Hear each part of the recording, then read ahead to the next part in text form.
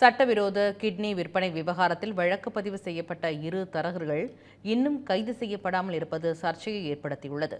இது தொடர்பான கூடுதல் விவரங்களை நமது செய்தியாளர் தீபன் வழங்க கேட்கலாம். தீபன், இது குறித்து விரிவான தகவலை பகிருங்கள். வணக்கம் பிராசக்தி. தமிழ்நாட்டில் கிட்னி திருட்டு என்பது மிகப்பெரும் ஒரு அதிர்வலியை ஏற்படுத்தியுள்ளது. குறிப்பாக நாமக்கல் மாவட்டம் பள்ளிப்பாளையம் பகுதியில் ஏழை எளிய மக்களிடம் அதிகமாக பணம் தருகிறோம் என்று கூறி அந்த மக்களை ஆசை வார்த்தை கூறி கிட்னி திருட்டு நடந்திருப்பது தற்போது அம்பலமாகியுள்ளது. அதைத் தொடர்ந்து சுகாதாரத்துறை சார்பாக குழுக்கள் அமைக்கப்பட்டு தொடர்ந்து விசாரணை மேற்கொள்ளப்பட்டதில் திருச்சி தில்லைநகர் பகுதியில் அமைந்துள்ள சித்தார்த் தனியார் மருத்துவமனையும் பெரம்பூர் மாவட்டத்தில் இருக்கக்கூடிய தனஞ்சய் ஸ்ரீனிவாசன் கல்லூரி மற்றும் மருத்துவ மனை அடங்கிய அந்த மருத்துவமனையும் இந்த கிட்னி திருட்டில் ஈடுபட்டுள்ளதாக முதற்கட்ட தகவல் வெளியாகியுள்ளது.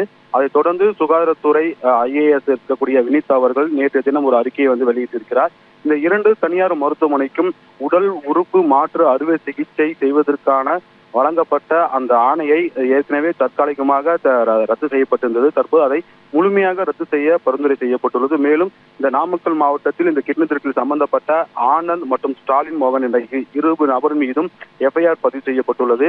உடனடியாக அவர்களை கைது செய்து விசாரணை மேற்கொள்ள வேண்டும் எனவும் சுகாதாரத்துறை சார்பாக அறிவுரை வழங்கப்பட்டுள்ளது. கிட்னி திருட்டு சம்பவம் என்பது தமிழ்நாட்டில் பல்வேறு இடங்களில் தொடர்ந்து நடைபெற்று வந்தாலும் தற்போது அம்பலமாகி உள்ளது. இந்த திருச்சி மற்றும் பெரம்பூர் மாவட்டத்தில் இருக்கக்கூடிய தனியார் மருத்துவமனையில் உடல் உறுப்பு மாற்று அறுவை சிகிச்சையில் முறைகேடு நடந்துள்ளதாக அதிகாரப்பூர்வமாக தற்போது தகவல் வெளியாகி இருக்கிறது. இதைத் தொடர்ந்து அந்த ஆவணங்களை சரிபார்த்து அமைக்கப்பட்ட குழு முறையாக ஆவணங்களை சரி பார்த்தார்களா இல்லையா என்பது குறித்தும் சுகாதாரத்துறை அதிகாரிகள் தற்போது விசாரணையை மேற்கொண்டு வருகிறார்கள். மேலும் இந்த உடல் உறுப்பு மாற்று அறுவை சிகிச்சை மூலம் முறைகேடாக தயாரிக்கப்பட்ட ஆவணங்கள், அந்த ஆவணங்களுக்கு யார் உடமையாக இருந்தார்கள், மருத்துவமனை நிர்வாகமா அல்லது புரோக்கர்களா, இல்லை இது போன்று வேறு எந்தெந்த மாவட்டங்களில் உடல் உறுப்பு மாற்று அறுவை சிகிச்சையில் முறைகேடுகள் நடந்துள்ளது என்பது குறித்து சுகாதாரத்துறை சார்பாக குழுக்கள் அமைக்கப்பட்டு தொடர்ந்து விசாரணை மேற்கொள்ளப்பட்டு வருகிறது.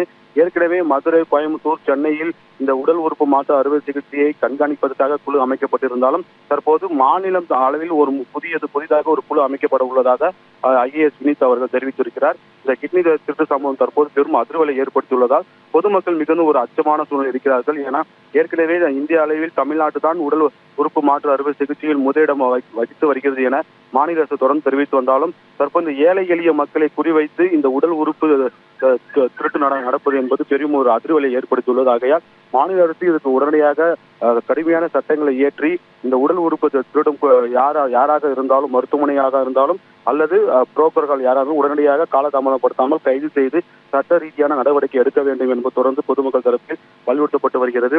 குறிப்பாக பெரம்பூர் மாவட்டத்தில் இந்த கிட்னி திருட்டில் சம்பந்தப்பட்டதாக கூறப்படக்கூடிய தனஞ்சய் ஸ்ரீனிவாசன் மருத்துவமனை அவருடைய ஓனர் உரிமையாளருடைய மகன் தான் திமுகவின் MLA இருக்கக்கூடிய மணச்சநல்லூர் தொகுதி MLA கதிரவன் அவர்கள் கடந்த சில நாட்கள் முன்பு மக்களை சந்தித்து பேசும்போது கூட நான் ஒரு சேவையாக என்னுடைய கல்லூரி மருத்துவமனை சார்பாக நான் சேவை செய்து வருகிறேன். இதுவரை 252 உடல் உறுப்பு மாற்று அறுவை சிகிச்சை செய்துள்ளேன். ஆகையால் இந்த உடல் உறுப்பு மாற்று அறுவை சிகிச்சை எந்த பணமும் நான் வாங்கவில்லை, பொதுமக்களுக்கு உரிய அந்த அரசு நிர்ணயம் செய்த கட்டணத்தை தான் செய்திருக்கிறேன் என்று அவர்கள் கூறியிருக்கிறார். இந்த பேச்சு தற்போது பெரிய சர்ச்சையாக சமூக வலைதளத்தில் பரவி வருகிறது.